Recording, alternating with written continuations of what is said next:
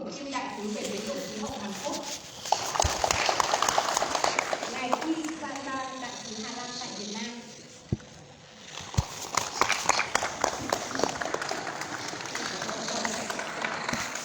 ông Nguyễn Tăng Trưởng, phó chủ tịch ủy ban nhân dân thành phố Hồ Chí Minh, ông Nguyễn Tiến Dũng, xin vinh dự được đón ông Herman Manda, giám đốc khu vực châu Á Thái Bình Dương khí hậu xanh.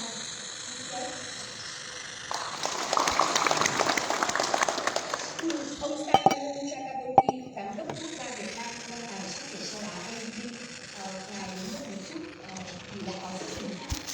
Ông Thomas Santos, giám đốc quốc gia Việt Nam, Lào, Campuchia, tổ chức tài chính quốc tế IFC.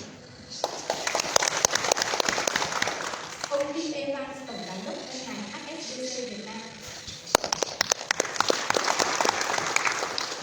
Ông Kojima Masao, tổng phụ trách Việt Nam, tổng giám đốc ngân hàng MUFG. Ông Victor Lee, giám đốc điều hành quỹ đầu tư khí hậu Kenya KCB. Ông Arno Vinoli, giám đốc điều hành và thành viên hợp danh Boston Consulting. Của chúng ta hôm nay còn có sự tham dự của đại diện các tổ chức quốc tế và khu vực, các công ty nghiên cứu và cộng đồng doanh nghiệp của các nước cùng lãnh đạo các bộ ngành địa phương của Việt Nam. Xin một lần nữa đồng nhiệt chào mừng tất cả quý vị và quý khách của chủ đề ngày hôm nay. Để mở đầu chương trình, tôi xin trân trọng kính mời ngài Đỗ Thành Trung, Thứ trưởng Bộ Tài chính Việt Nam phát biểu tình huống về chủ đề thảo luận ngày hôm nay. Kính mời.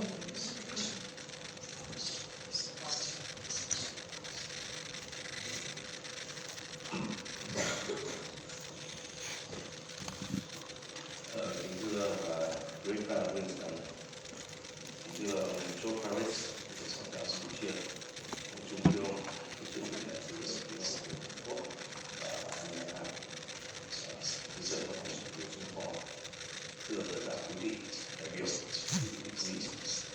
Hôm nay tôi rất vinh dự được đại diện nước chủ nhà Việt Nam thay mặt phiên thảo luận với chủ đề đổi mới tài chính và chiến lược huy động vốn cho phát triển toàn cầu.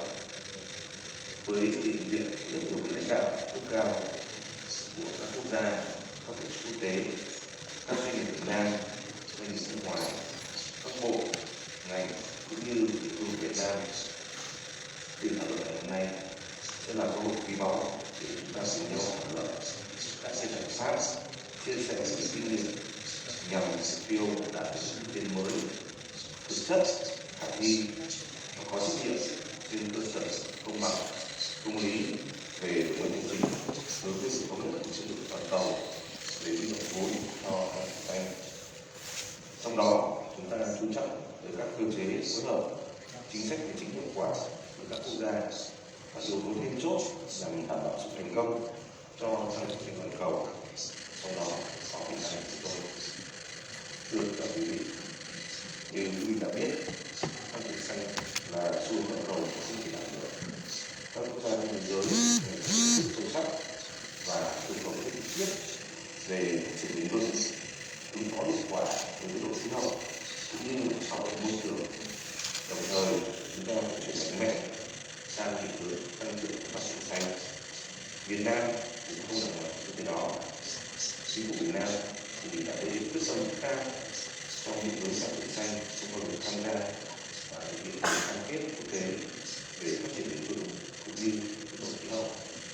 Trong đó thì quan trọng nhất là quy định xây dựng 2030 vì sự phát triển bền vững và hiệp định Paris về biến đổi khí hậu, tham gia tích cực các diễn đàn về phát triển bền vững, các hội nghị COP hàng năm với cam kết hết sức trách nhiệm với cộng đồng quốc tế cũng như chúng tôi đã nỗ lực để đưa đạt mục tiêu đưa thẳng thẳng dòng từ không vào năm 2050. Qua đó thì để triển khai hiệu quả thực chất cam kết ở quy mô quốc gia, thì chính phủ Việt Nam đã ban hành một quyết định sự kiện chiến lược quốc gia về và kế hoạch hành động quốc gia về phát triển xanh cho giai đoạn 2021-2030 và tầm nhìn 2050, và chúng tôi đã đạt được khá nhiều hiệu quả nổi bật ở cả ba lĩnh vực kinh tế. Về nông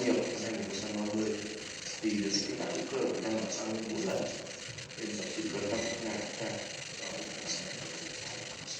Về công nghiệp năng lượng, cái số đàn hồi điện GDP Việt Nam đã đạt đến 2,0 giai đoạn 2001-2010 xuống 9 giai đoạn 2011-15 và giai đoạn 2017-19 thì đến 2025 và sau đó tiếp tục giảm đến năm 2020 còn 1,07 và trong năm 2024 thì phải tăng giảm hơn nữa.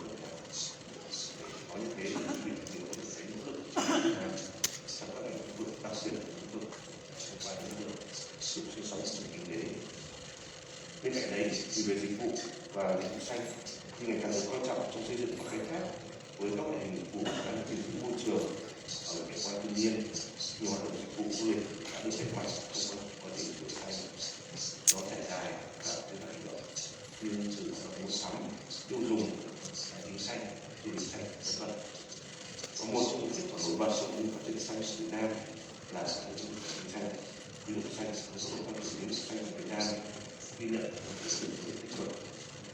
Dư nợ kinh doanh xanh của chúng tôi vào năm 2015 đã tăng từ 71.000 lên gần 8 lần và đến năm 2023 thì đã quy mô khoảng 564.000 tỷ đồng và chiếm 4% tổng dư nợ của kinh tế. Thưa quý vị, kết quả nỗ lực của gia đình trên thì thể hiện nghiêm túc, trách nhiệm và quyết liệt của chính Việt Nam, sự Việt Nam và hệ thống chính trị trong tiến trình thực hiện mục tiêu về phát triển. Tuy nhiên chúng tôi cho rằng để các cam kết toàn cầu đạt được kết quả tích cực và thực chất thì các quốc gia chúng ta phải liên tục thường xuyên tham vấn chính sách, phối hợp với nhau hành động chặt chẽ hơn nữa trong cả ngắn hạn, trung và dài hạn. Trong đó thì sự phối hợp để xây dựng và triển khai một chiến lược huy động tài chính cho phát triển xanh của cái cấu trúc của chính sách toàn cầu thì có nghĩa là quan trọng. Trong tiến trình đó thì việc định lại sứ mệnh và vai trò của các định chế tài chính cấp quốc gia trong toàn cầu cũng cần xác định là một công tác ưu tiên và đột phá. Các định chế tài chính quốc gia ngoài việc cần tăng cường hơn nữa vai trò điều phối chính sách về tài chính thì còn cần được trao sứ mệnh tiên phong trong việc xây dựng dẫn dắt tạo cái khung của pháp lý hay chúng ta hay gọi là luật chơi tạo sự thị trường để làm sao phục vụ các nguồn lực trong các dự án xanh không có bị phát triển và triển khai mạnh mẽ các biện pháp để thị trường chính xanh bao gồm việc thúc đẩy hai chính xanh các công cụ tài chính bền vững và phát triển sản phẩm dịch vụ chất cho các sản phẩm xanh này.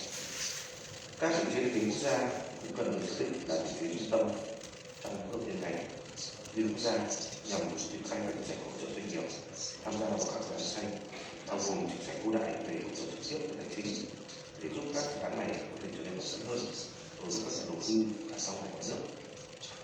Đối với cấu trúc của hệ thống tài chính toàn cầu thì chúng tôi cũng cho rằng chúng ta đang một điểm rất tốt để chúng ta có thể thảo luận và hướng hoàn thiện. Trong đó thì các quốc gia đang phát triển cần được lắng nghe và thể hiện trong các cam kết thực sự để xuất khẩu. Thưa các quý vị, các định hướng liên quan đến việc mở đường trên trong phiên thảo luận hôm nay là nước chủ trì. Chúng tôi mong muốn được cùng quý vị trao đổi, chia sẻ và lập tập trung vào ba nhóm vấn đề sau. Nhất là kinh nghiệm của các quốc gia trong việc phát triển sử dụng tài chính xanh, những mô hình chính sách cũng sáng kiến đã được triển khai thành công tại các quốc gia cũng kể cả Nhật Bản những việc đã làm chưa thành công. Từ đây chúng ta có thể rút ra những bài học, những kinh nghiệm để chia sẻ. Từ đấy thì bản thân Việt Nam cũng quý vị để chúng ta tham gia với nhau các định chế tài chính của đây chúng ta có thể sử dụng các công cụ và các giải pháp để bảo vệ tương lai. Thứ hai đó là những giải pháp khắc phục những vấn đề rào cản về kỹ thuật, về thị trường, về pháp lý cũng như khó khăn trong việc xây dựng và duy trì một thị trường tài chính và thách thức và cách thức nào để chúng ta có thể vượt qua các rào cản này nhằm tăng cường khả năng điều phối và các dự án xanh. Nội dung thứ ba tôi rất mong muốn được tiếp đó là làm sao chúng ta xây dựng vực đầu tư từ khu vực công cũng như là khu vực tư nhân. Và làm thế nào để các chính sách tài chính hiệu quả và tạo ra môi trường thuận lợi để thu hút đầu tư và quý vị đã biết trong bối cảnh hiện nay đây là vấn đề vô cùng quan trọng, không chỉ ở từ quốc gia mà cũng từ toàn cầu. Khi thị trường tài chính thế giới khá là biến động và đang có những biến đổi có thể nói sẽ rất sâu sắc và có thể tới những tác động chúng ta chưa thể lường được trong thời gian ngắn. Và cũng như được tạo ra làm sao tạo được môi trường thuận lợi để thu hút không chỉ đầu tư công và đầu tư quyền từ trong bối cảnh của đời sống, và để đảm bảo từ đó chúng ta tối ưu hóa cái nguồn lực để cho chính sách với một mục tiêu là cung cấp cho các nhà xanh hiệu quả nhưng mà với chi phí rẻ nhất có thể trong điều kiện thuận lợi để thực thi nhanh nhất có thể. Chúng tôi tin tưởng rằng với những thảo luận cởi mở, với sự góp mặt của quý vị ngày hôm nay thì bản thân chúng ta thể hiện và sẵn sàng để cho chia sẻ, cho trao đổi và cùng nhau thảo luận để có thể hướng tới các mục tiêu, các nhiệm vụ phù hợp cũng như có khả năng khả thi triển khai trong thời gian tới và có thể áp dụng nó trong không khí cũng như tập trung vận động trong các thị trường quốc gia.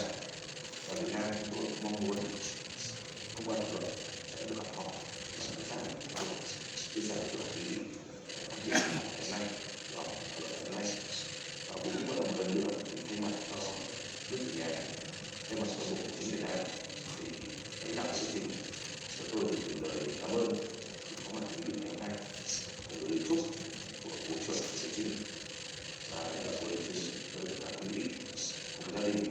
Xin chúc quý vị gia đình ta sẽ đạt được cũng như đạt được thành công, hạnh phúc và may mắn. Xin cảm ơn.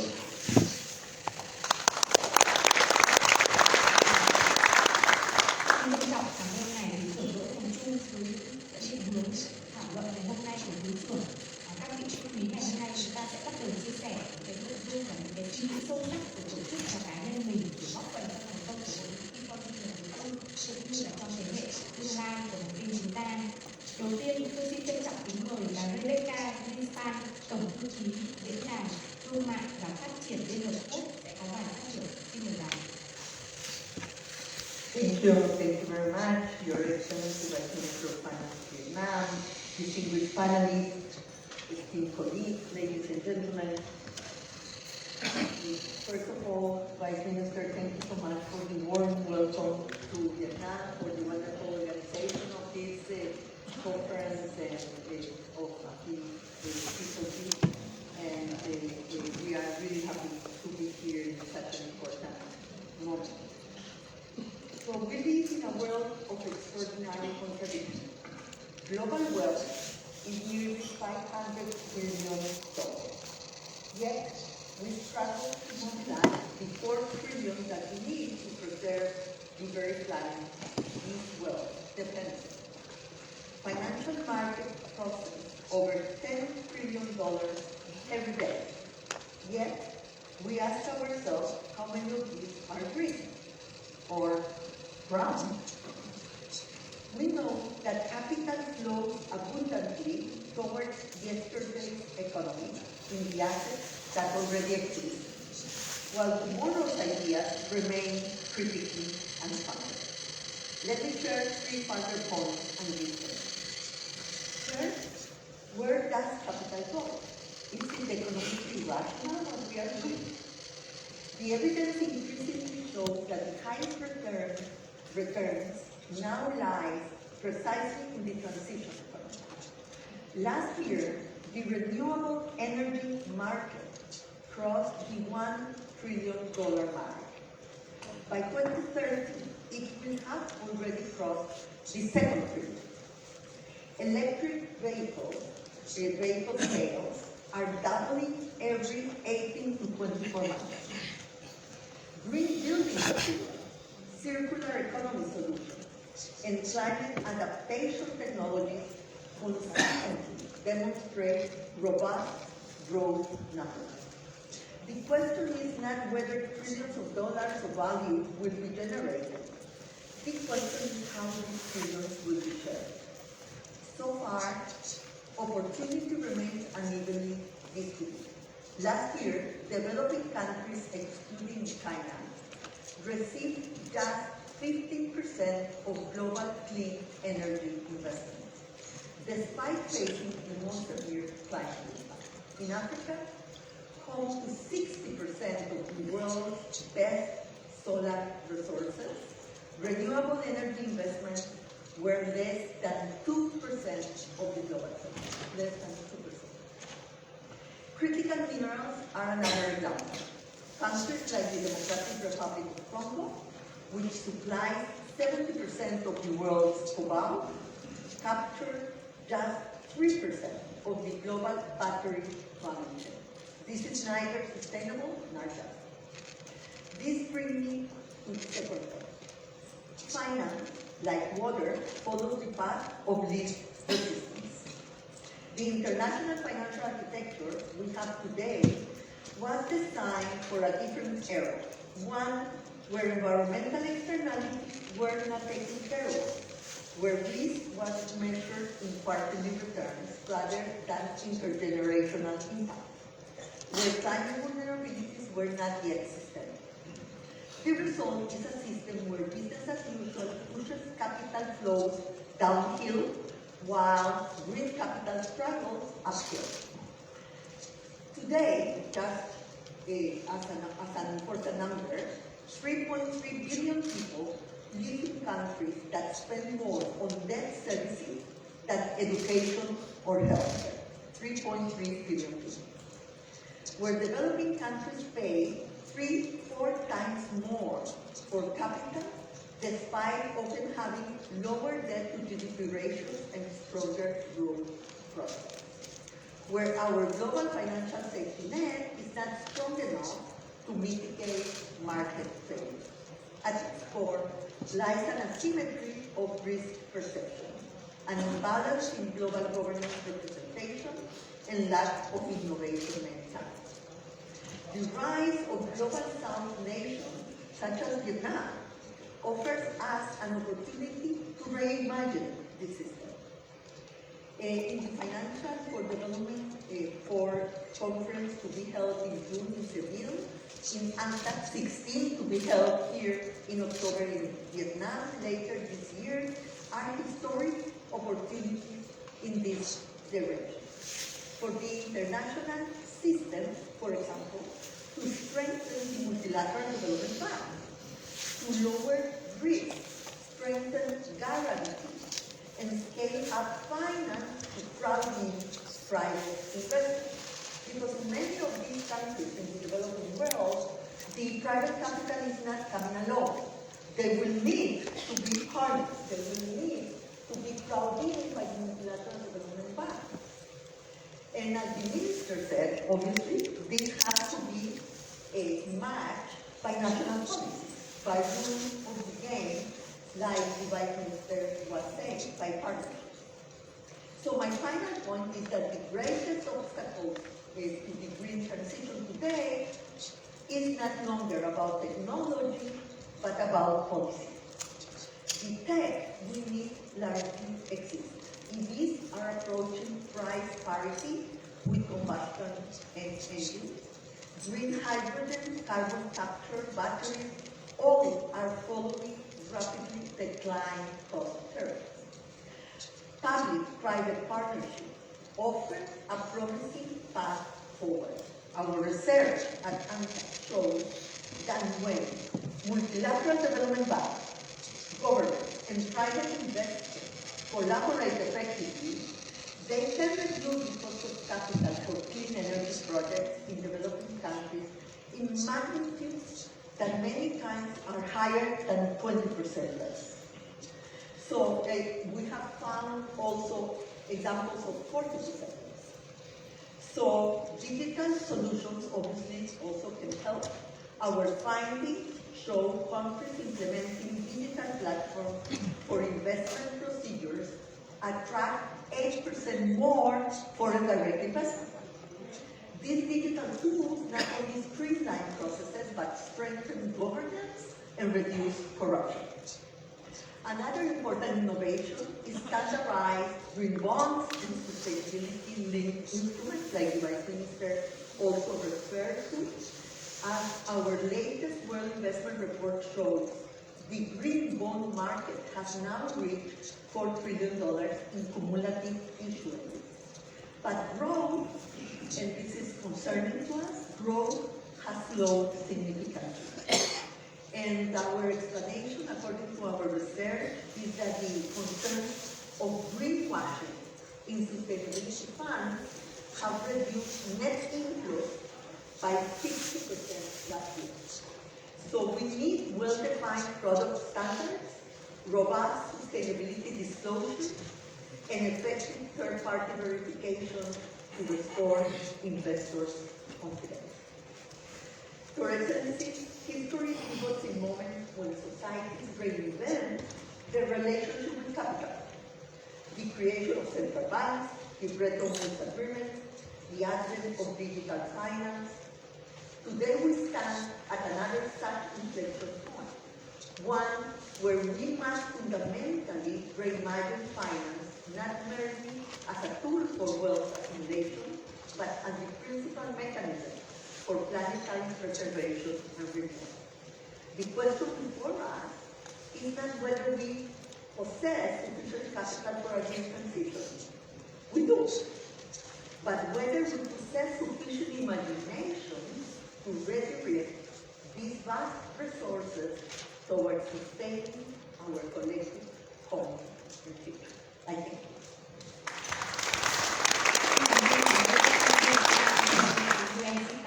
Với những con số ấn tượng và đưa ra những cái thách thức cũng như cơ hội cho tất cả chúng ta, thì chúng ta sẽ có những hoạt động sắp tới. Tiếp theo, xin trân trọng kính mời ông Thứ trưởng Bộ Môi trường Campuchia có bài phát biểu. Xin trân trọng kính mời ông.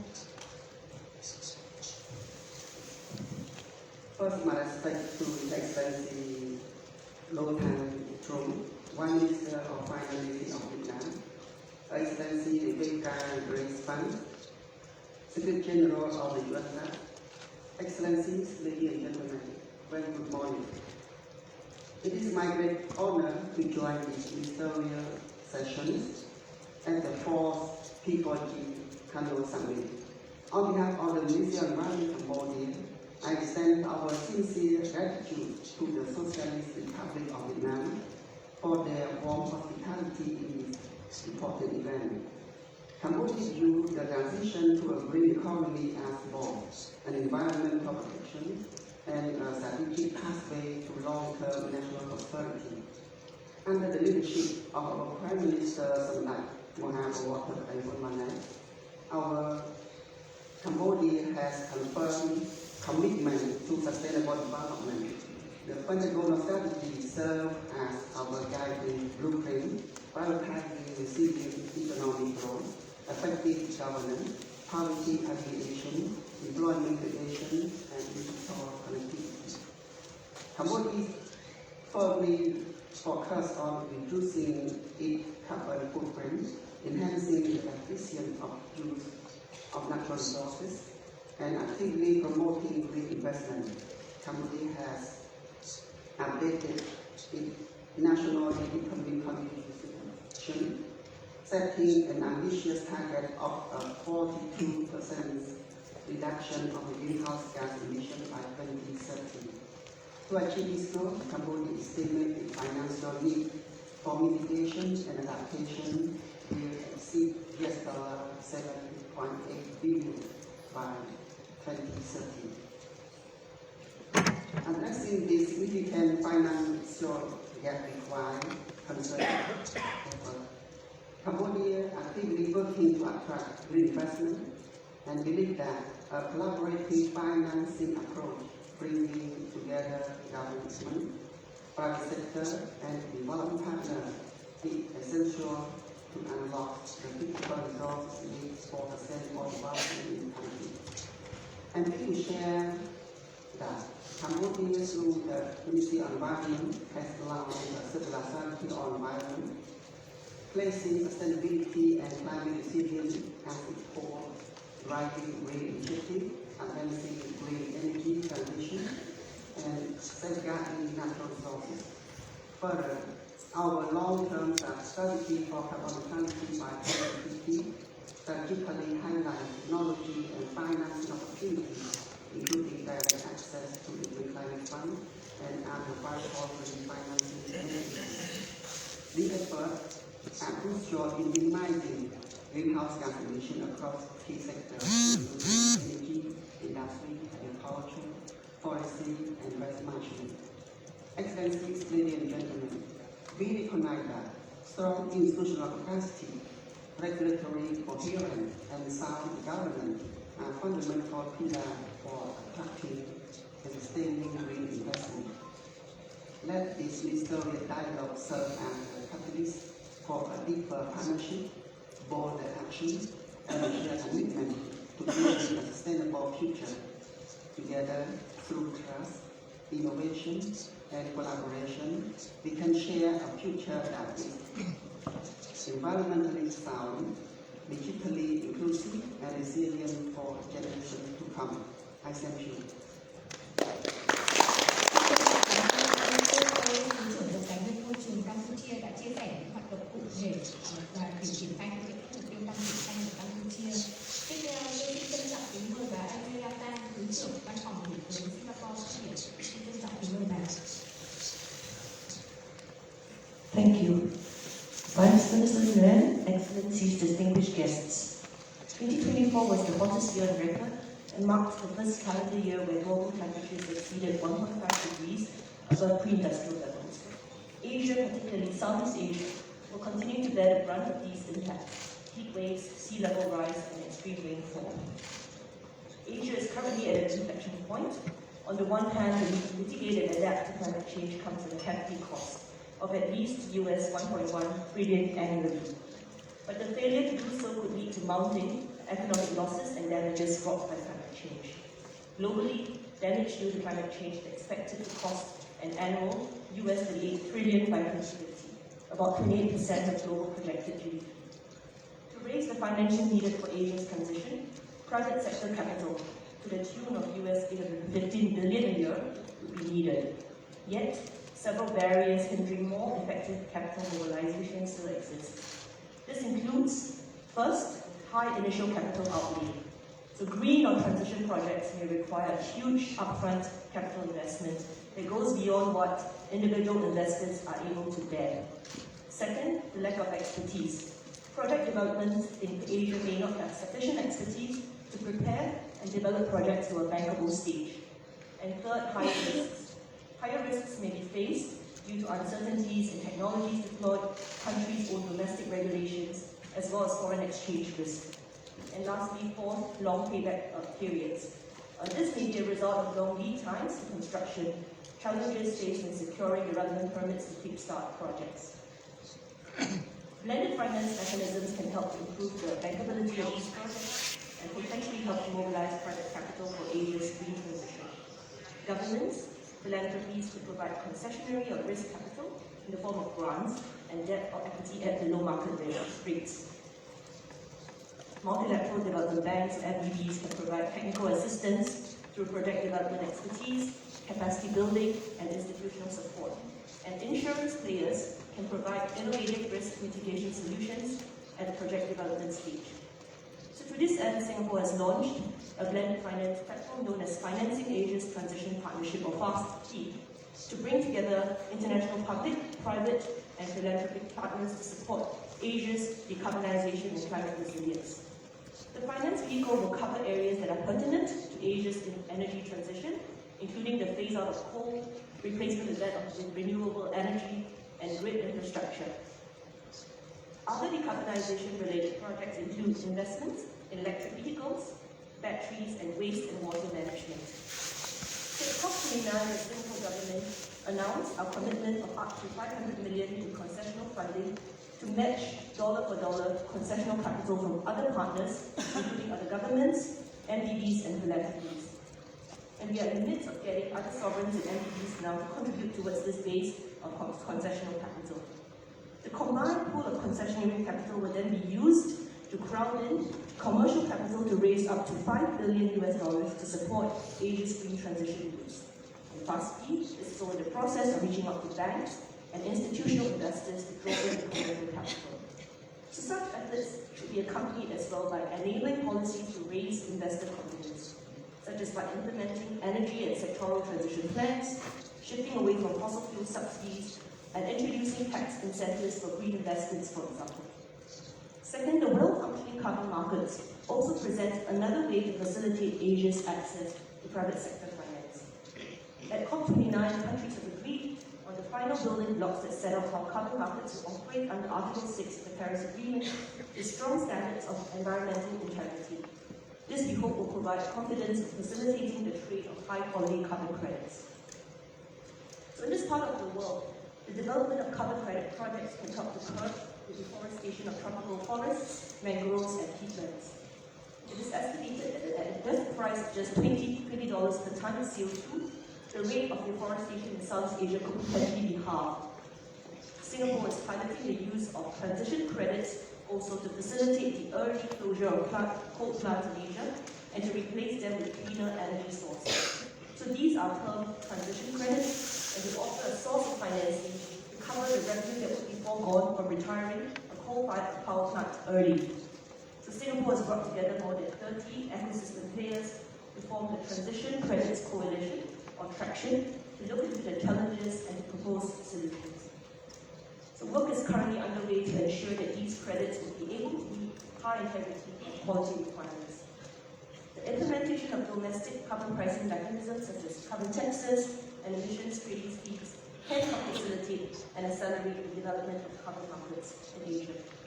So ladies and gentlemen, the climate clock is ticking, and all parties, including governments, NDBs, corporates, must do our part to ensure that the financial system and the markets are equipped to facilitate the global transition the world needs. Thank you.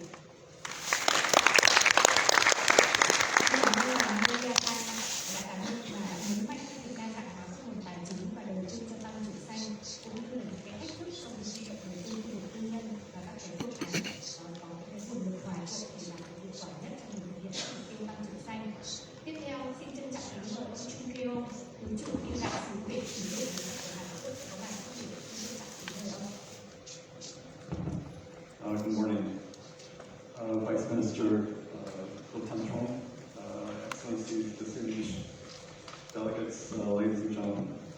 Let me begin by joining the other speakers in expressing my sincere gratitude to the government of the People's Republic of Vietnam for its warm hospitality and excellent organization of the summit. At yesterday's plenary session, we reaffirmed our shared conviction that green transition must be inclusive, innovative, and people-oriented. At the heart of the transition lies one of its most decisive enablers. At COP29, parties committed to mobilize $1.3 trillion annually by 2030 for developing countries. But the real test lies in delivering this goal credibly, equitably, and urgently. According to independent high-level expert group of climate finance, developing countries, excluding China, will require $2.3 to $2.5 trillion per year by 2030. That is the scale of the challenge. Delivering on this scale will require more than pledges. It demands tangible mechanisms. The Baku to Belém roadmap, now being developed under the UNFCCC, must turn the $1.3 trillion goals into coordinated global efforts. Platforms like P4G can help make that roadmap real by translating commitments into projects and ambition into actions. I commend the P4G Board and Global Hub for their leadership in launching the P4G growth strategy, a timely roadmap to scale partnerships, deepen national ownership, and mobilize capital where it matters most.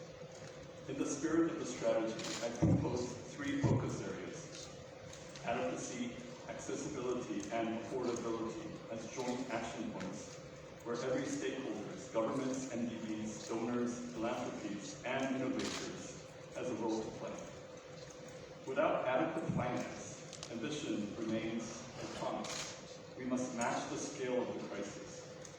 P4G member governments can lead by shaping country-driven investment frameworks that support just transition in high-emission sectors. P4G national platforms can serve as investment incubators,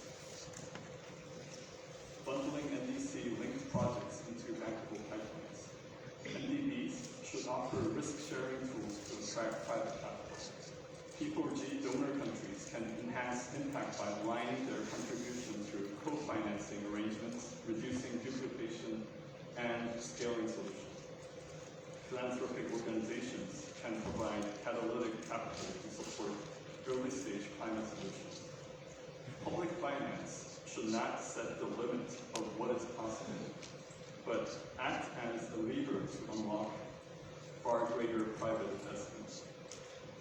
Finance must also be accessible, not just on paper, but in practice, for cities, small businesses, and vulnerable communities. P4G can help develop a single window mechanism to simplify funding access. Dedicated technical assistance teams funded by MDBs, donors, and P4G platforms can support local actors in preparing bankable proposals and navigating complex application systems. P4G also can foster South-South and North-South cooperation, helping replicate successful financial models and scale solutions across diverse contexts.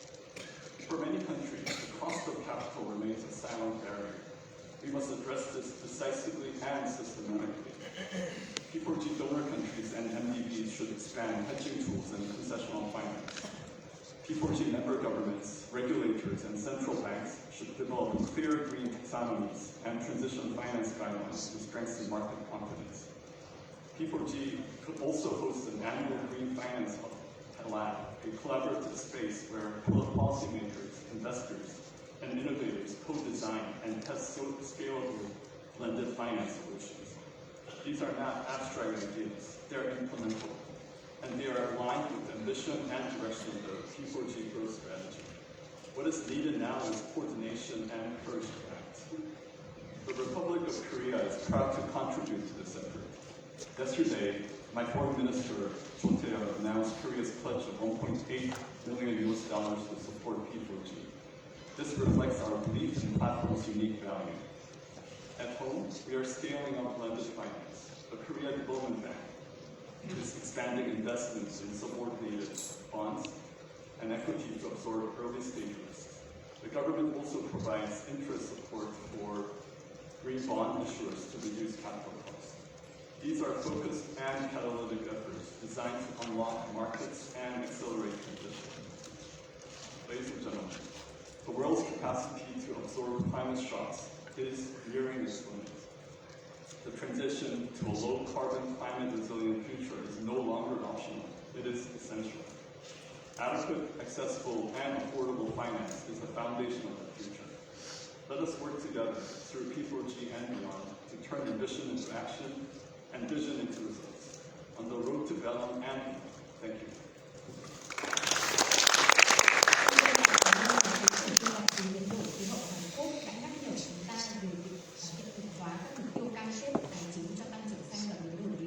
Thông qua việc đơn giản hóa các cái điều kiện tiếp cận cũng như là vai trò của P4G trong việc thực hiện hóa các cái mục tiêu này. Xin trân trọng cảm ơn ông. Tiếp theo xin trân trọng kính mời ông Ki Van Ba, đại sứ Hà Lan tại Việt Nam sẽ có bài phát biểu.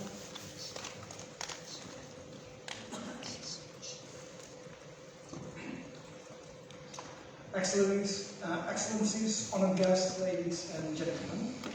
It's a great pleasure to address you this morning on such a timely and very relevant session at the P4G Summit. I would like to thank Vice Minister Chung and the organizers for bringing us together as this dialogue on, say, reinforcing finding strategies for global green growth. It's a particular pleasure, to do so here in Vietnam, not only because it's such a beautiful country, it's such wonderful people, and I must say also delicious food.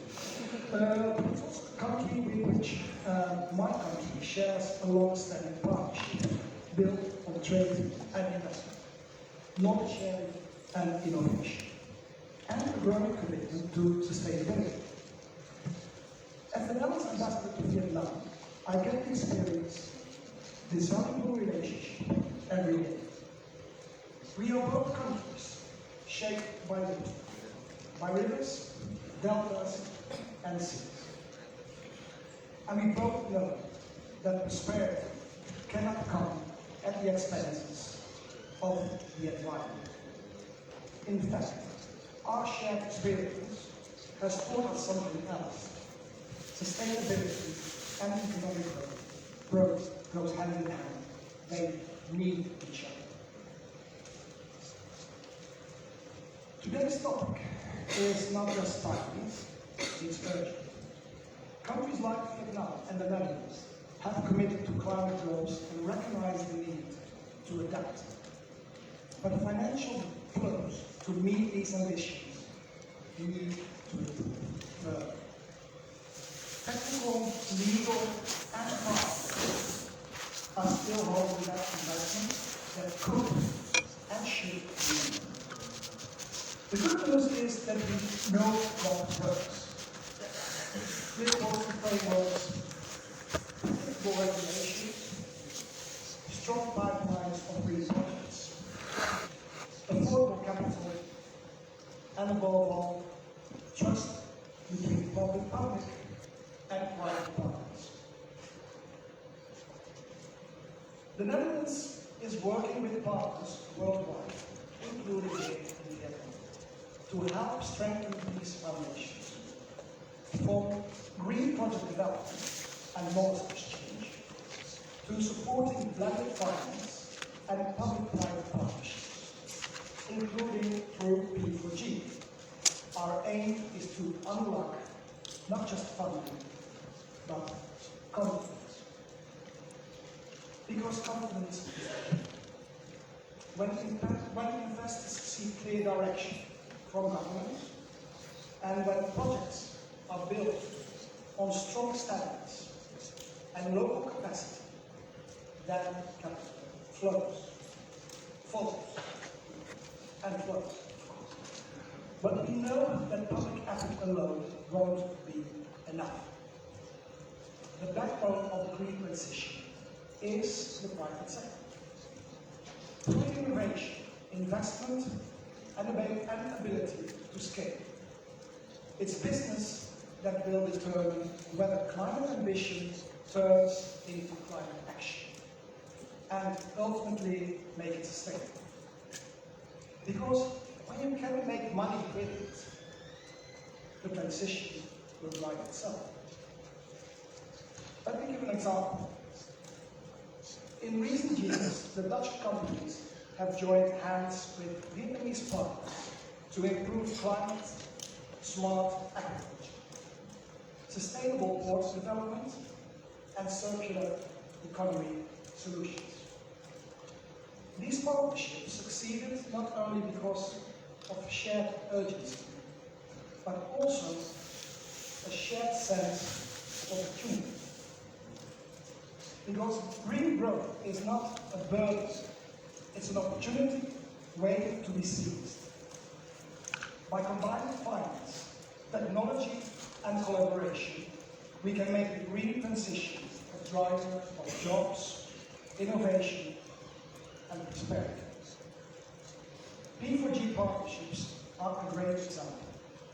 They prove that a business model built on high standards, fairness, and inclusion is also one that is resilient and financially sustainable. So let's move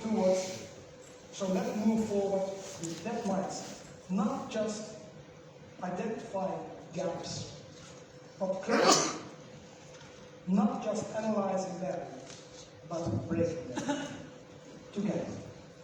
Sing, come on.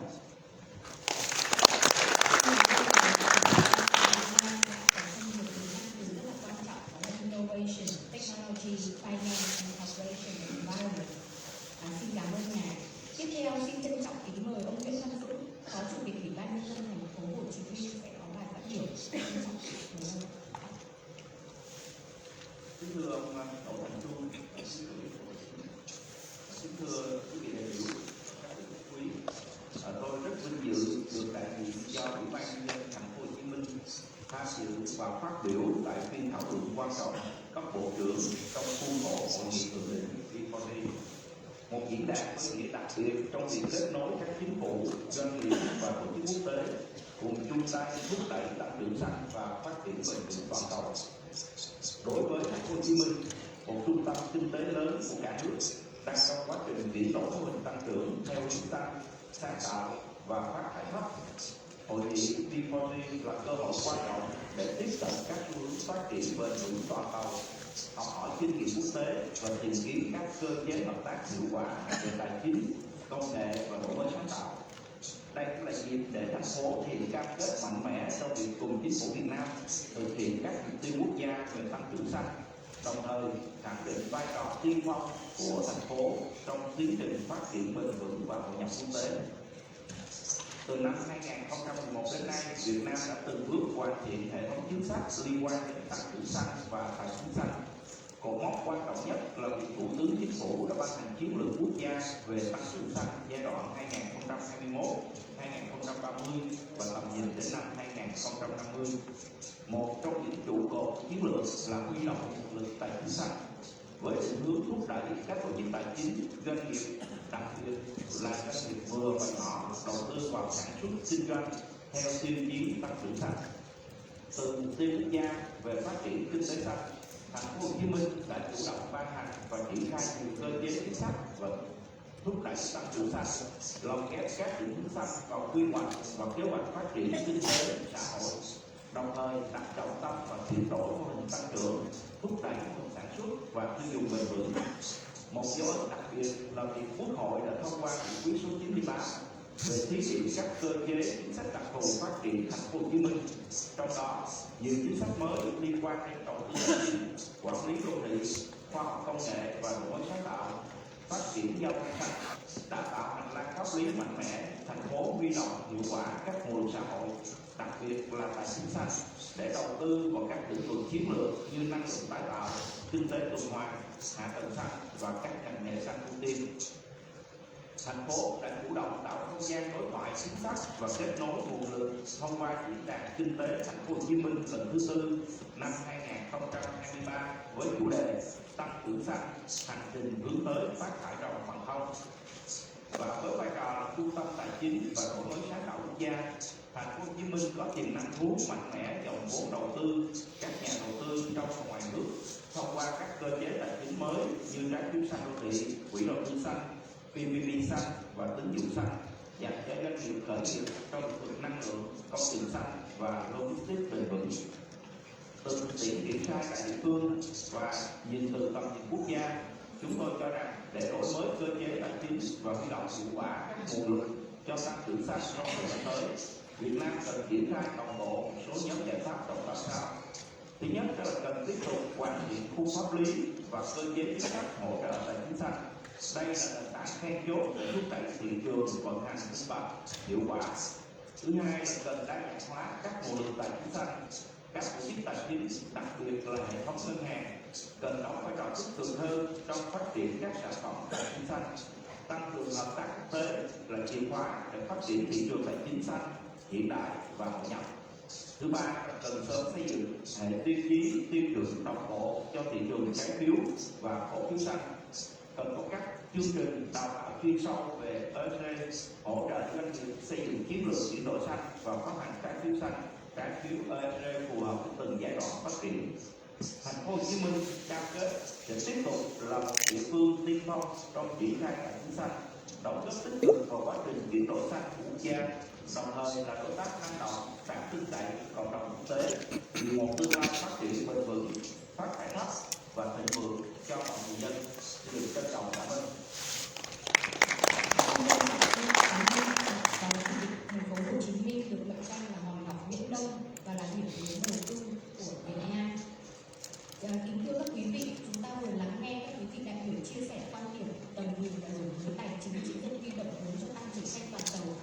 Sau đây chúng ta sẽ đến với phần thảo luận mở và lắng nghe các diễn giả, các tổ chức tài chính, các quỹ đầu tư chia sẻ các thực tiễn tốt của mình trong việc huy động và cung cấp các nguồn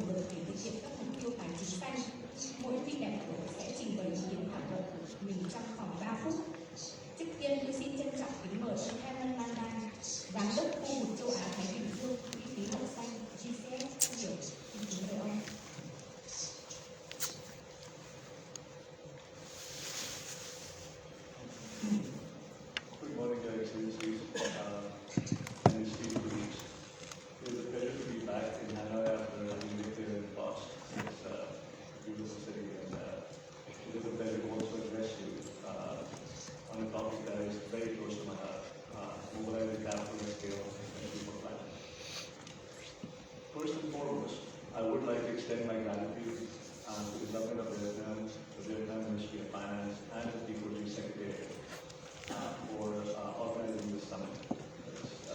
It's been phenomenal listening to everybody and being up. As you probably know, the GCF was set up as the largest and first of its kind climate-focused international financial institution for driving public and private capital in developing countries. Totaling $30 billion in existing contributions and current pledges, GCF is the financial centerpiece of the UNFCCC and the Paris Agreement. And we are based in Korea. Thank you for hosting us over there. GCF's mandate is to take high risk to drive access to true concessional private and public capital in developing countries for climate mitigation and adaptation. And this is done through flexible financial approaches, including equity guarantees, loans, and grants. I would like to agree with all the points that the delegates have made. I think they resonate with everything that we are focused on. From our perspective, an enabling environment which includes legal and regulatory clarity and structures, technology that actually aligns with the goals, economics which get to a point where it makes financial sense, is what drives financial institutions and capital to come into markets. As we have been talking about large-scale capitals, we have been talking about different tranches that make up the entire market. One example that I would like to bring up is the focus for P4G, which has been the entrepreneurship and actually supporting smaller entities and helping them grow. This project that I want to talk about is the collaborative R&D program for promoting the innovation of climate entrepreneurship. That's a new word that I've learned. But R&D is research, development, and business, and actually pushing the agenda for getting new technology. From our perspective, we work with accredited entities who are our partners, and this is being done with the Korea Development Bank. The focus is Southeast Asia. It's in Cambodia, Indonesia, Laos, Philippines, and of course in Vietnam. The program aims to create an innovation and acceleration platform to support and improve the local ecosystem of climate technology. The technology would be fit for purpose for the local market and social conditions, which are important. The platform will also enable relief and tech transfer from between local entrepreneurs and global technology innovators. This will be achieved through a $200 million fund that the GCF has supported. The focus will be to help in private capital. And this would be complemented with technical assistance activities as well. The fund will invest in approximately 40 portfolio companies in the region. The reason I bring this up is to showcase that this is one piece of the entire project. To get companies up to scale that they are financially viable. And then pull in the rest of the capital stack, for lack of a better word, to actually help them grow. But what has been already mentioned, again, the key pieces that need to be in place are the effective making environment, the economics supported by the technology that will actually pull this together. We are, of course, also looking at different facilities where the GCF, along with our partners, we will come in with this capital to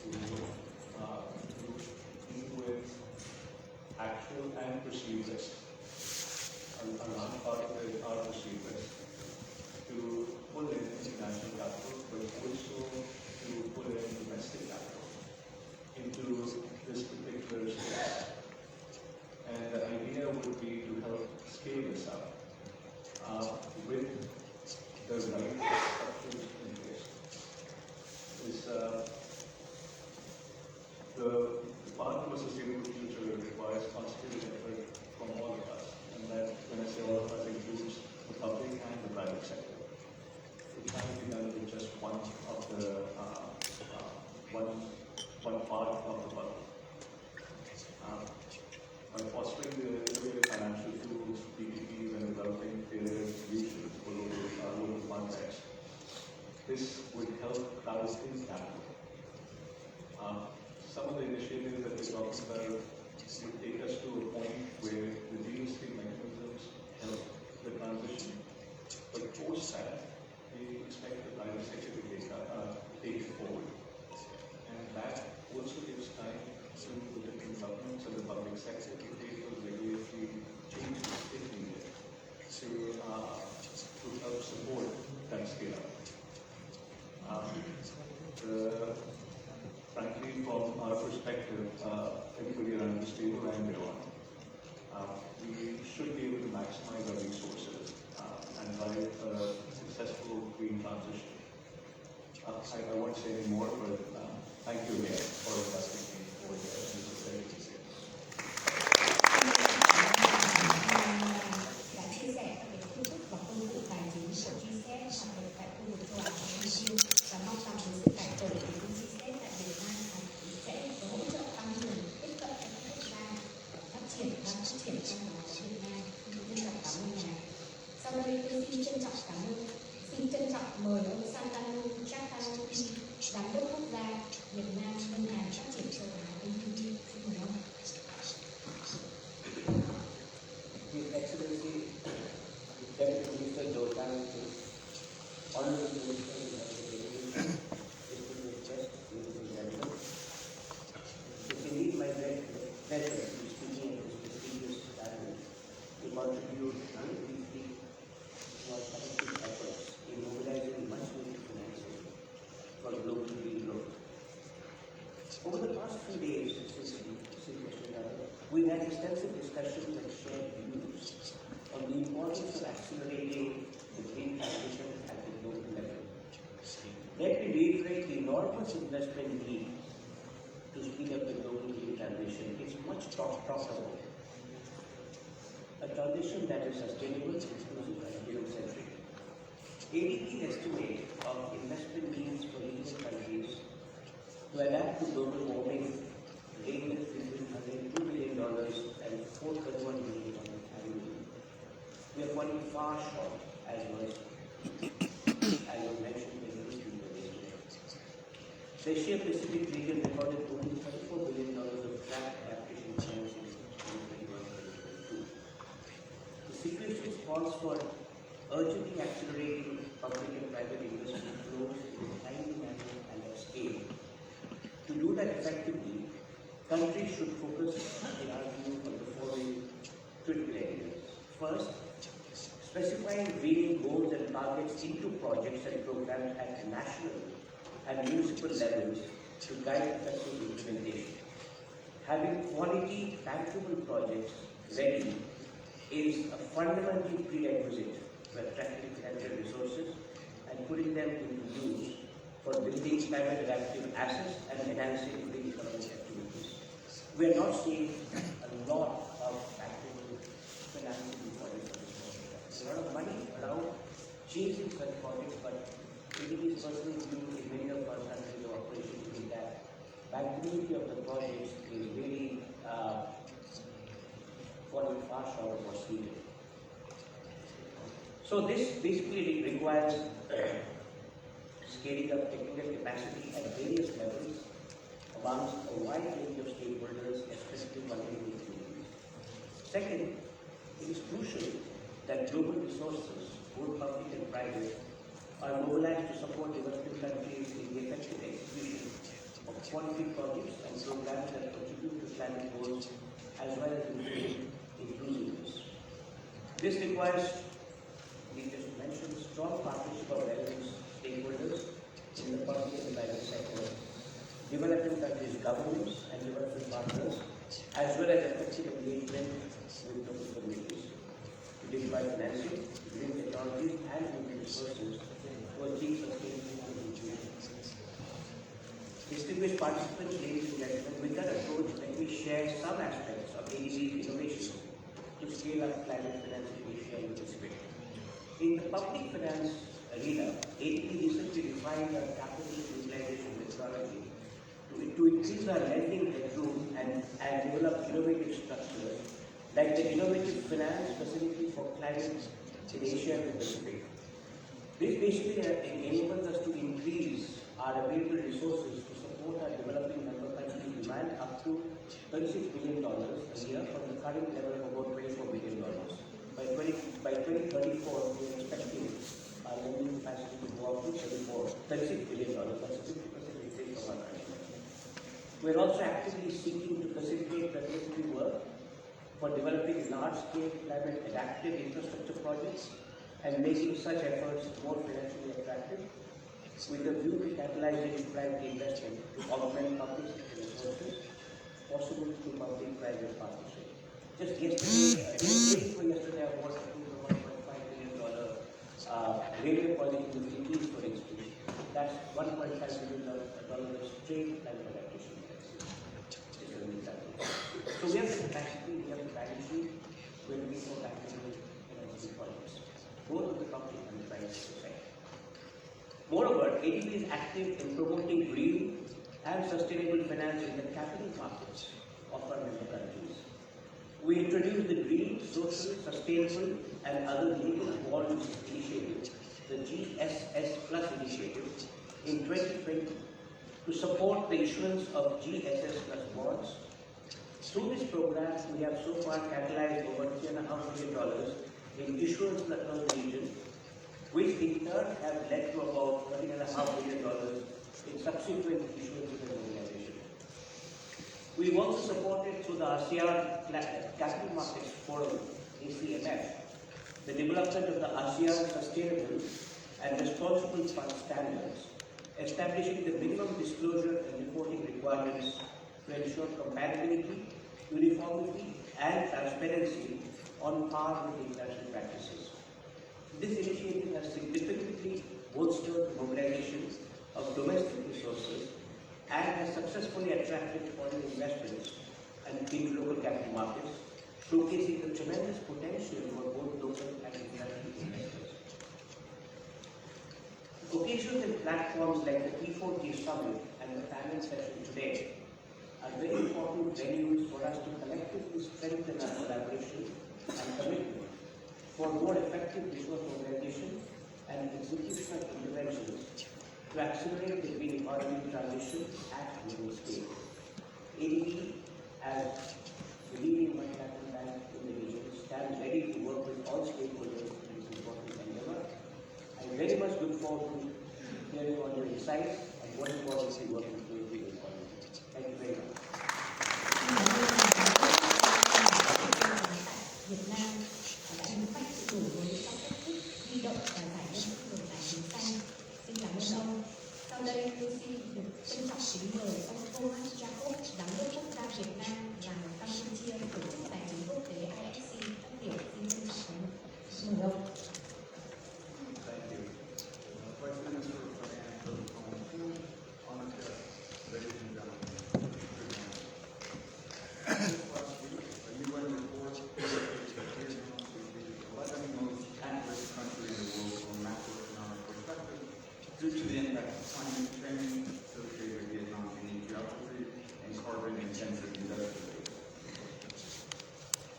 This report highlights the urgent need for Vietnam to address its vulnerabilities or risk seeing its economic development and national well-being compromised by the negative impact of climate change. To address these challenges and take advantage of those new opportunities, the World Bank Group estimates that Vietnam will need an additional $368 billion by 2040, half of which is supposed to come from the private sector.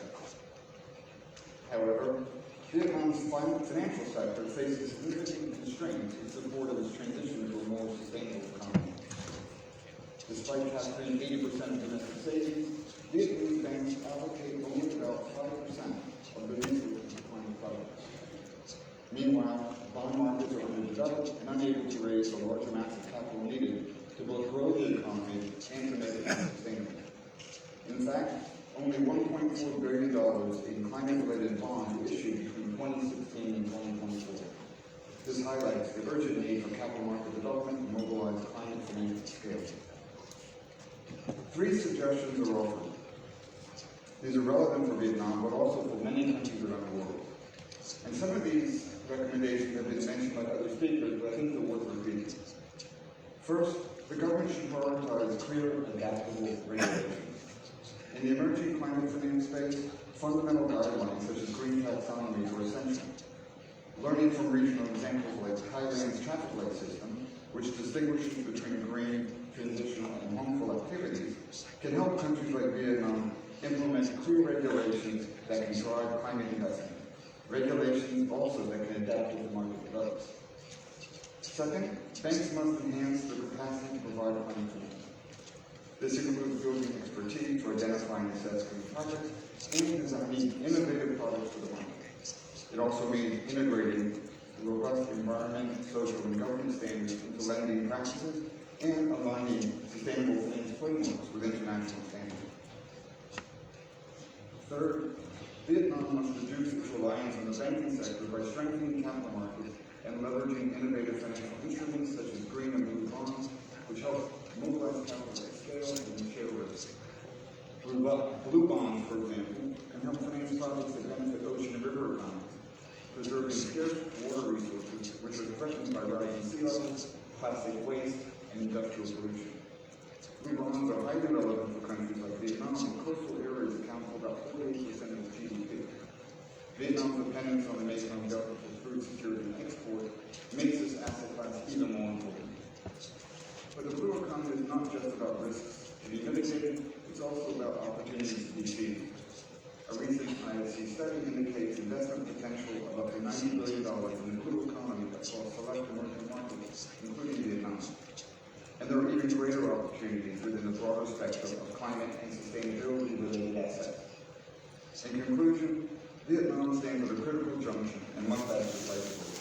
By prioritizing clear, adaptable regulations, building climate finance capacity, and mobilizing capital markets with innovative climate financial products, Vietnam can unlock the vast potential of climate finance.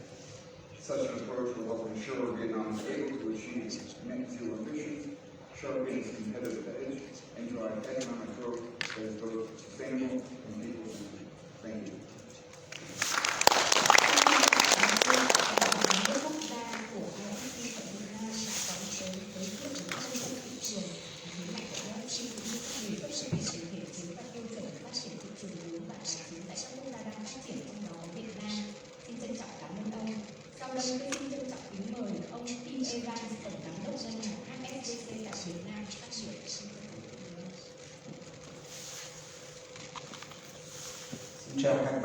Good morning, ladies and gentlemen, distinguished guests, Vice Minister and Trung.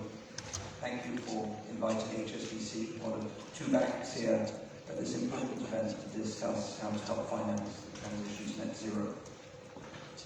The transition to net zero requires substantial investment. According to Monroe, Vietnam requires $400 billion by 2040 to tackle climate change, and this represents 7% of its annual GDP. The World Bank estimates that Vietnam needs $368 billion by 2040. Whatever way you look at it, the needs are huge. The state budget is only $130 billion, and this is less than half what's needed. As we've just heard, Vietnam's green capital market requires more development. Green bank credit accounted for only 4.5% of the total outstanding loans in the banking sector, and most were concentrated in renewable energy, clean energy, and green agriculture. Total outstanding sustainable bonds were only $1.1 billion at the end of December 2024, and this accounted for only 2% of total bond volume. So what are the barriers that hinder capital mobilization? Even though the Vietnamese government has worked hard on developing its legal framework, the lack of a detailed taxonomy, especially to define sustainable and green, remains a hindrance. Greater clarity around regulations would also lead to less hesitation around large sustainability projects that require complex financing solutions. A second barrier is around ESG disclosures. With over 90% of Vietnamese companies being small and medium enterprises, it is still only the listed companies that are required to provide ESG performance reporting data. Furthermore, significant amounts of this data are basic and without third-party verification. This in turn limits investor confidence as the data is insufficient to derive true ESG rating. Finally, Vietnam's sustainability standards are not entirely ready for future implementation, which means that financial institutions like HSBC still have to follow international standards and try to adapt these to hit the local market. At present, these international standards are often too complex for many companies, which currently prevents them from accessing sustainable finance. So how do we improve the financial policy to attract both public and private investors? One, we should set a clear requirement for each credit instrument that banks can develop better green credit frameworks. Two, set out clear targets on green credit performance for each bank. For example, the number of green outstanding loans as a percentage of the total book. Three, consider high credit growth quotas for banks that do lend towards the green sector. Four, provide rewards to motivate banks on their green journey, including higher general credit growth caps for those banks who comply or overachieve their target. Five, lower the required reserve ratio for green outstanding balances, as this could be a driver to encourage green market growth. And also introduce financial incentives for sustainable bond issuance, such as tax advantages, reduced regulatory fees, and other financial benefits to encourage domestic and international investors to participate in the market.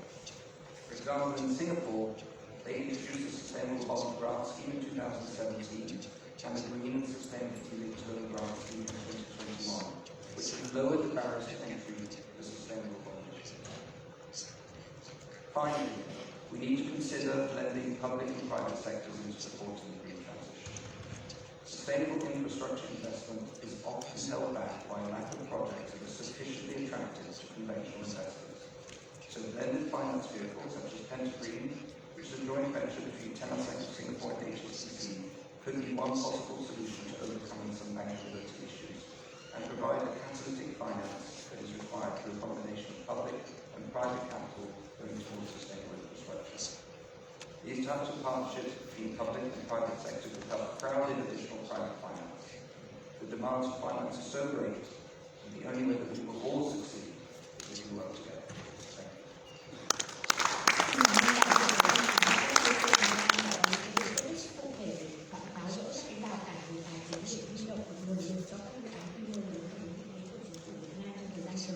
Xin cảm ơn ông.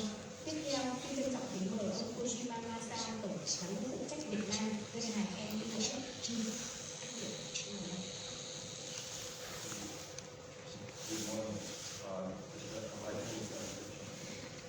Distinguished ladies and gentlemen, I would like to extend my gratitude to the host and the organizer. My name is Kojima, and I am here to speak on behalf of MUFG. As the US becomes more inward-looking, we must ask ourselves, what is Asia aiming to achieve with its green initiatives? While politics and policies may change, science remains constant. This brings us to the question, why transition? In recent years, much of our discussion has centered around what is a transition. However, the conversation of why has not been sufficiently explored, and it is crucial to understand the underlying reasons for transition, especially in the context of Asia. The reasons for transition vary significantly across regions. In Asia, we must first align our understanding of what transition means and why it is essential. This shared recognition will pave the way for addressing the next critical question: how to mobilize financing for Asia's transition. Asia has the ASEAN taxonomy, while Europe has the EU taxonomy. However, the presence of taxonomy alone does not guarantee sufficient funding. it is important to note that being taxonomy aligned does not necessarily mean a business is viable. Taxonomy is merely one lens through which we view sustainability. The reality is that taxonomy alignment does not automatically attract capital, whether in Europe or Asia. The key lies in ensuring that projects are funded. So, how can we make Asia's transition bankable? This is where the role of government and multilateral development funds becomes crucial.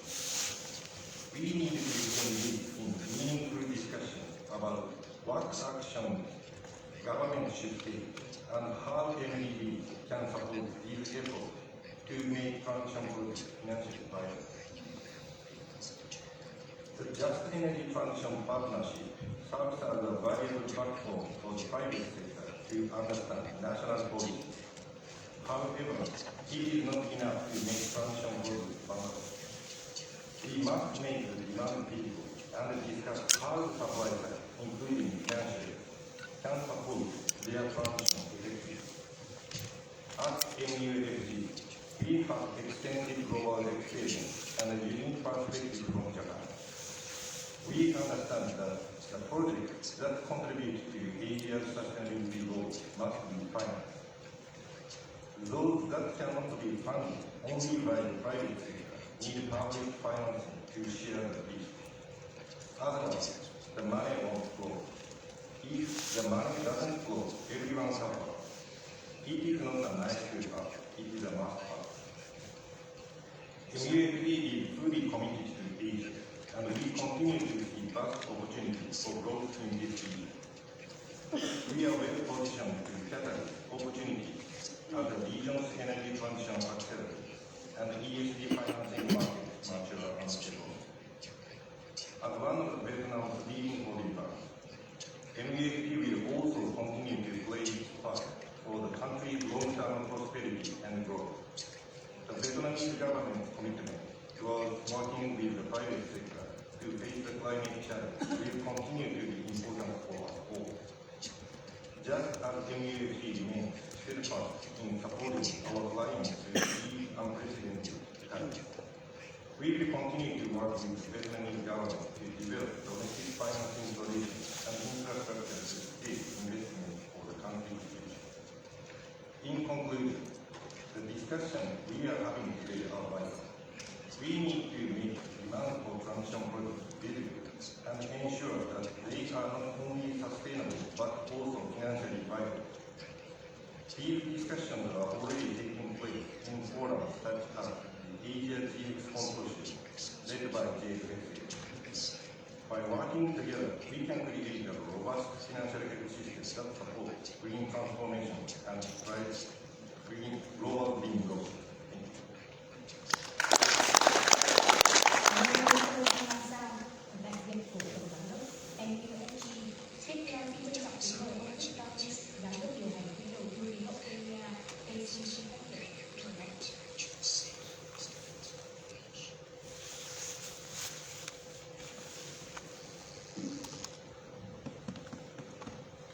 Thank you very much.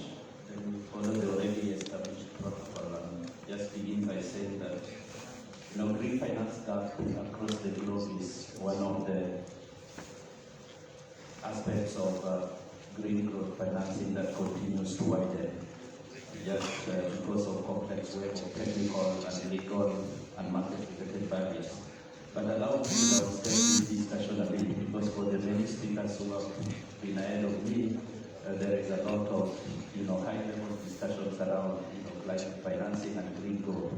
But I want to put it to this forum that the main reason why we are here are our communities.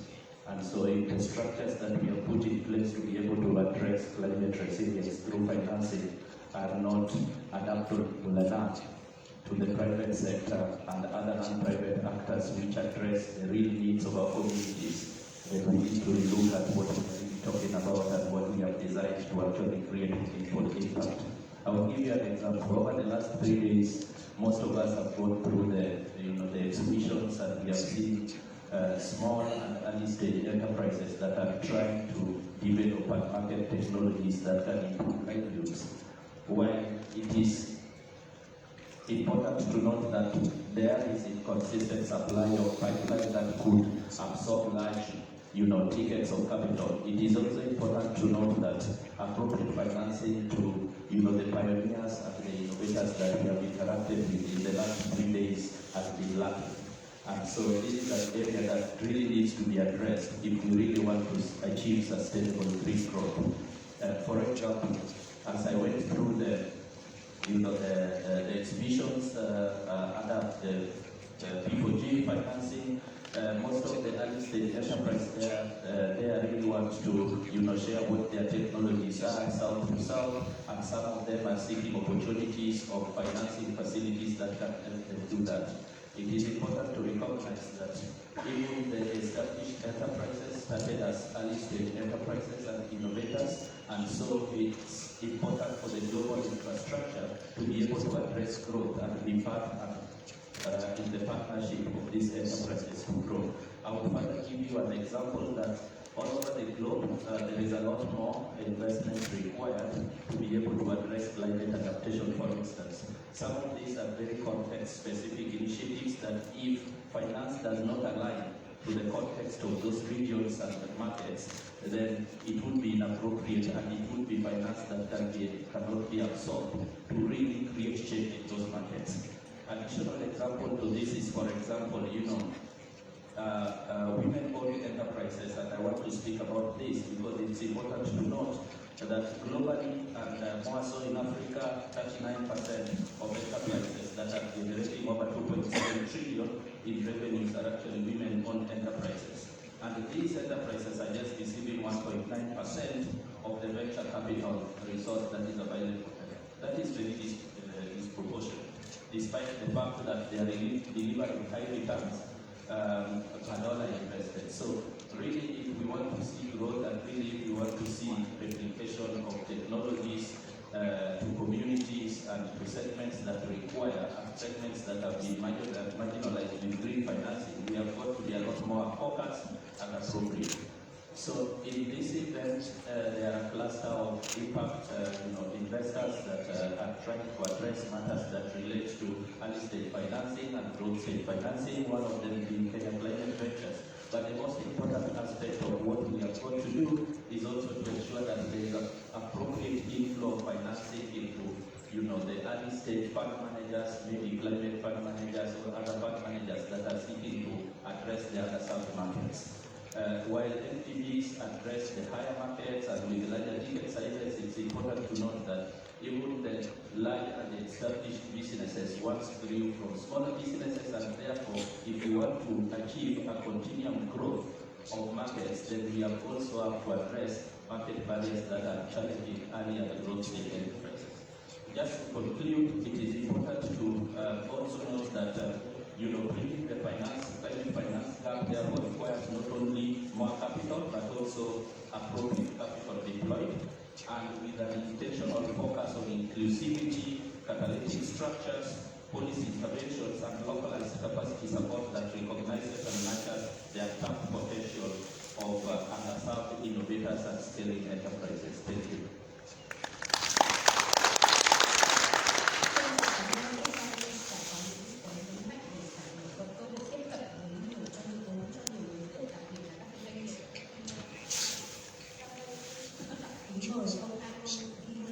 Giám đốc điều hành và thành viên hợp tác với tương lai liên kết phát triển. Good morning. It's a pleasure to be here this morning representing the city to share the support government and corporate across the world in this great financial topic, including the Vietnam, our work with mutual finance and international. On that basis, I will share a few global perspective. We do see climate finance as a very powerful tool of change. Now it was shared with them. We signed $1 trillion climate finance growth carrier. So it's really a tool for change, which however slowed down over the past 2 years.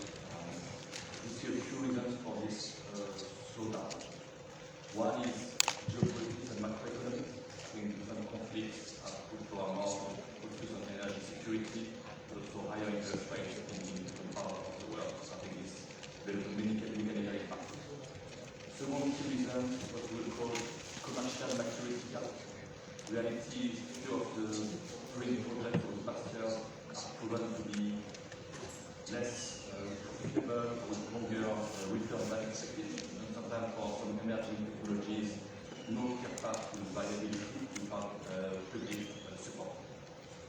So main reason for this is one, yes, again, this longer than expected cost reduction curve for technologies, being in hydrogen or CCUS.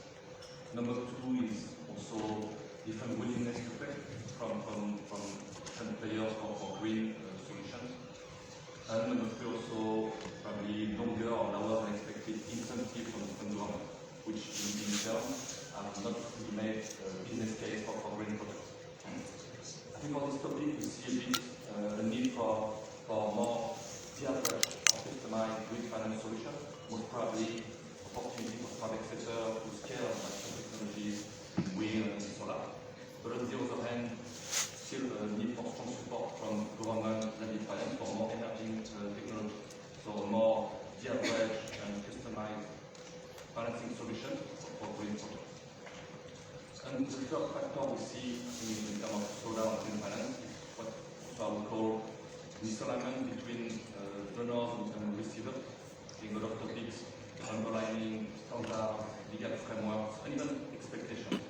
So we are in also part of the journey where we are both, I think, donors will also need to offer customized solutions depending on the countries, and receiving countries will need to accelerate adjustment of their standards and policies. So I think perspective on a global scale, I think what probably needs to be solved for climate finance globally. Now, coming to Vietnam, we will also share, I think, a great opportunity in the next 10, 15 years. You know, it's $400 billion financing to 2040, besides cumulative $1 trillion to 2050 to execute the 2070.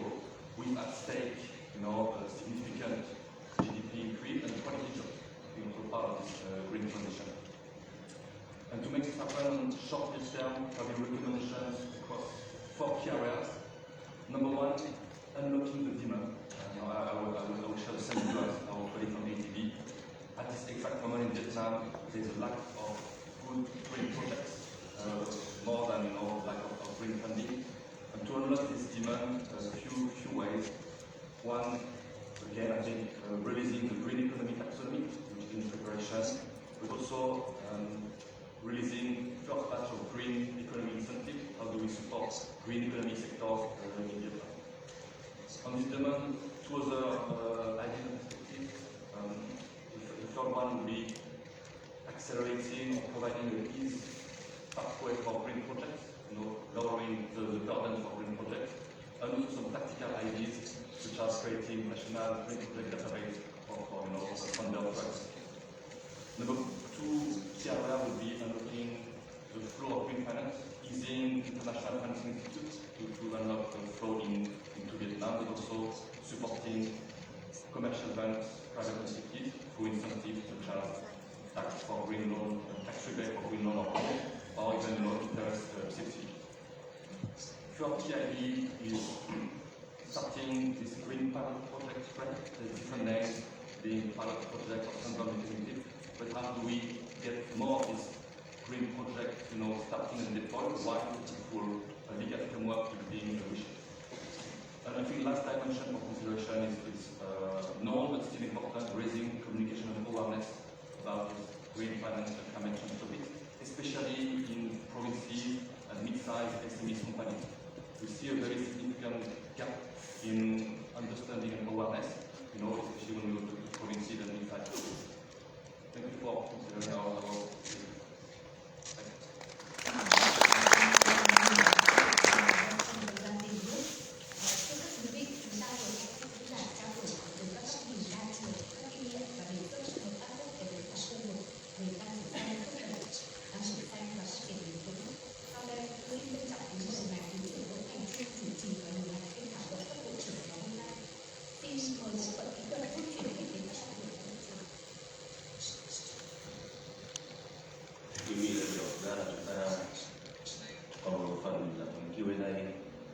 Xin chào thông tin tôi được biết thì chính phủ muốn mời tất cả quý vị những người tham dự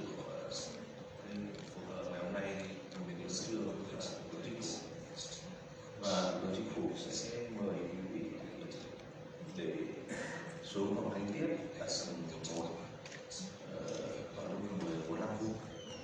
Như vậy là bây giờ chúng ta còn lại 5 phút. Chắc là Q&A thì sẽ không kịp. Thì cho phép tôi là quý vị có câu hỏi trả lời thì có thể gửi những câu hỏi, có thể gửi đến ban thư ký để chúng tôi có thể chúng tôi sẽ trao đổi. Có lẽ là tôi cảm nhận thế này, cho phép tôi tóm lại với ý thầy thôi thì có lẽ đây là một chủ đề mà nó rất hay và nó rất sát sườn với tất cả chúng ta, cho nên là chúng ta vừa quá thời gian nhưng mà chúng ta lại còn chưa thực hiện được hết những thời gian. Tôi hôm nay xin lỗi, tôi không hoàn thành nhiệm vụ của mình được giao và không đáp ứng yêu cầu quý vị theo chương trình đã dự kiến. Nhưng mà tôi có thể cảm nhận thế này, có lẽ là chúng ta hôm nay tôi rất tán thành rất nhiều ý kiến của quý vị, những vấn đề rất hay, những vấn đề không mới nhưng là những vấn đề rất căn bản. Ví dụ như là ngày Ivan thì có nói với chúng ta rằng niềm tin rất quan trọng. Chúng tôi cũng thế. Nếu như chúng ta bây giờ đặt luôn đặt vấn đề là hiệu quả cải chính lên trước thì liệu rằng chúng ta có niềm tin để chúng ta thực hiện không? Chúng ta sẽ lại gặp vấn đề là con nào cải chính. Hay những vấn đề như là ngày giám đốc của MSTG thì chúng ta rất hay, tại sao chúng ta phải chuyển đổi? Đây là chúng ta phải hay là chúng ta lựa chọn chúng ta chuyển đổi? Với Việt Nam chúng tôi lựa chọn, cũng không có cách nào khác. Chúng tôi giống như là này, chúng tôi sẽ phải lựa chọn con đường đi. Thế nên chúng tôi sẽ cần thì chúng tôi giống như tất cả Việt Nam cũng như một doanh nghiệp thôi. Chúng tôi cần các bạn như chúng ta xây dựng một hệ sinh thái. Hà Lan có công nghệ, có khoa học, có tiềm lực về tài chính, hay là các định chế tài chính quốc tế. Nhưng các bạn đã cho chúng tôi đây, các nước đang phát triển trong đấy có Việt Nam. Các bạn cần yêu cầu gì? Tiêu chuẩn, quy chuẩn trong một dự án khả thi để chúng tôi có thể áp dụng được, vận dụng được, và từ đấy chúng tôi có thể đưa ra được các đề xuất, các dự án cụ thể. Và song song với đấy cho chúng tôi những ý kiến rất hay về xây dựng một cái thị trường tài chính, thị trường trái phiếu xanh, hay chúng tôi có thể huy động các ngân hàng thương mại cung cấp dịch vụ và có thể sử dụng một phần cái nguồn lực của nhà nước để có thể chia sẻ rủi ro theo một cách mà hiệu quả nhất để có thể các bên chúng ta cùng tham gia. Chúng tôi có thể đặt hàng chia sẻ rủi ro ban đầu, cùng nhau xây dựng hệ sinh thái, và sau đó cũng như các bạn nói, tư nhân sẽ là người quyết định. Vậy tôi nghĩ rằng đây không chỉ Việt Nam mà có lẽ các cái đồng nghiệp của tôi ở đây từ Campuchia, từ Kenya hay từ bất kỳ một quốc gia chúng ta phát triển nào đều mong muốn chúng ta có được cái yêu cầu nó thể hiện từ quy chuẩn, tiêu chuẩn, mong muốn. Ví dụ IQC hay IQC các bạn cần như thế nào, các bạn có thể đưa cho chúng tôi sẽ cố gắng ít nhất công việc là chúng ta hãy bắt đầu một dự án sẽ có thể Việt Nam. Ví dụ như câu chuyện năng lượng Việt Nam, các ngành thương mại đã làm rồi. Chúng tôi sắp tới là năng lượng tái tạo tiếp, chúng ta bắt tay với Singapore đang làm bây giờ khác. Vậy thì các bạn như thế nào để các bạn cho hỗ trợ, tài trợ và chắc chắn siêu chúng tôi. Thì tôi mong muốn như vậy. Bên cạnh đấy chúng tôi các quốc gia phát triển nguồn lực của chúng tôi là rất hạn chế. Cả nguồn nhân lực về thể chế con người cho đến chính sách, có thể các chuyên gia giỏi về tài chính cũng như là về kỹ thuật. Tôi mong muốn được hỗ trợ từ FC, từ tất cả các bạn để chúng tôi có được cái năng lực. Không chỉ Việt Nam, các quốc gia khác, khi năng lực chúng tôi có được, chúng tôi có được, chắc chắn chúng tôi sẽ quay lại đem lại lợi ích cho các bạn. Có lẽ là những cái điều tôi cảm nhận như vậy là chúng ta cùng thảo luận là chúng ta xoay quanh những vấn đề rất lớn ở tầm vĩ mô, hợp tác toàn cầu, nhưng rất cụ thể cho từng dự án. Chúng tôi mong muốn sẽ nhận được cái sự hỗ trợ, hợp tác, chia sẻ, phối hợp của tất cả các quý vị, các tổ chức, các cơ quan của các quốc gia ở đây để chúng ta có thể hiện thực hóa được. Chúng tôi không mong muốn ngay và luôn, nhưng nhanh nhất có thể, hiệu quả nhất có thể và nhiều nhất có thể trong thời gian ngắn nhất có thể chúng ta được có những dự án cụ thể. và từ đấy nó sẽ định hình ra các quy định, các quy luật, các quy định, các quy chuẩn tiêu chuẩn từng quốc gia chúng ta áp dụng được. Nó là một lần nữa thay mặt của đề trình xin được cảm ơn tất cả sự có mặt quý vị hôm nay, sự nhiệt tình tham gia và chia sẻ với các quý vị. Một lần xin chúc quý vị cùng gia đình luôn luôn mạnh khỏe, hạnh phúc và thành công. Xin cảm ơn.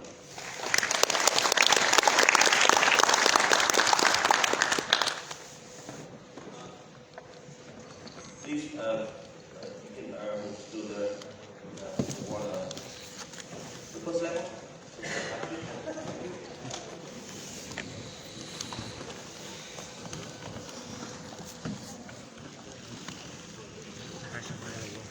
Mà ai nữa? À, nghe không? Được rồi.